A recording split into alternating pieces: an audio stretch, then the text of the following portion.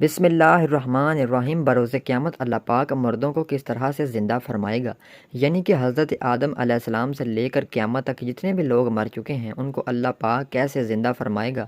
یہ سوال ہمارے ذہن میں بھی آتا ہے، اور یہ خیال حضرت ابراہیم علیہ السلام کے ذہن میں بھی آیا تھا۔ ایک مرتبہ حضرت ابراہیم علیہ السلام نے اللہ پاک کی بارگاہ میں یہ سوال کیا کہ یا اللہ، تو مجھے دکھا دے کہ تو قیامت کے دن کس طرح لوگوں کو زندہ کرے گا۔ تو اللہ پاک نے فرمایا کہ اے ابراہیم، کیا تیرا اس پر ایمان نہیں ہے؟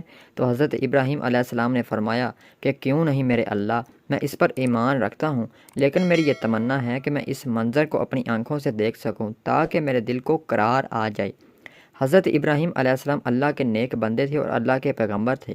حضرت ابراہیم علیہ السلام اللہ تعالیٰ کی بارگاہ میں سوال کرتے رہتے تھے اور اللہ تعالیٰ ان کے سوالوں کے جواب دیا کرتے تھے، کیونکہ حضرت ابراہیم علیہ السلام اللہ کے نیک بندے اور پیغمبر تھے۔ اللہ تعالیٰ نے فرمایا اے ابراہیم، تم 4 پرندوں کو پالو اور انہیں خوب کھلاؤ، انہیں اچھی طرح کھلا کر خوب ہلا ملا لو، پھر انہیں ذبح کر کے ان کا قیمہ بنا لو اور اپنے گرد و نواح کے پہاڑوں میں تھوڑا تھوڑا گوشت رکھ دو۔ پھر جب تم ان کو پکارو گے تو وہ پرندے تمہارے سامنے کس طرح زندہ ہوں گے اور تمہارے پاس آ جائیں گے، تم اپنی آنکھوں سے دیکھ لینا، اور اس طرح تم مردوں کے زندہ ہونے کا منتظر بھی اپنی آنکھوں سے دیکھ لو گے۔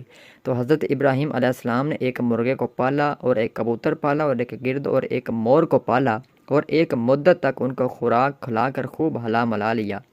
پھر ان پرندوں کو ذبح کیا، ان کے سروں کو اپنے پاس رکھ لیا، پھر ان کا قیمہ بنا کر اطراف کے پہاڑوں میں تھوڑا تھوڑا گوشت رکھ دیا۔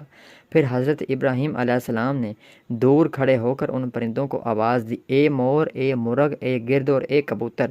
جب حضرت ابراہیم علیہ السلام نے ان کو آواز دی تو پہاڑوں سے گوشت کا قیمہ اڑنا شروع ہو گیا، اور ہر پرندے کا الگ الگ گوشت ہڈی میں تیار ہو کر 4 پرندے زندہ ہو گئے، اور وہ چاروں پرندے بنا سروں کے دوڑتے ہوئے حضرت ابراہیم علیہ السلام کے پاس آ گئے، اور ان کے سر ان کے اوپر جڑ گئے اور وہ دانہ چگنے لگے۔ پرندوں نے جب دانہ چگ لیا تو وہ اپنی اپنی بولیاں بولنے لگے۔ حضرت ابراہیم علیہ السلام نے اپنی آنکھوں سے مردہ کو زندہ ہونے کا منظر دیکھ لیا، اور ان کے دل کو اطمینان اور قرار مل گیا۔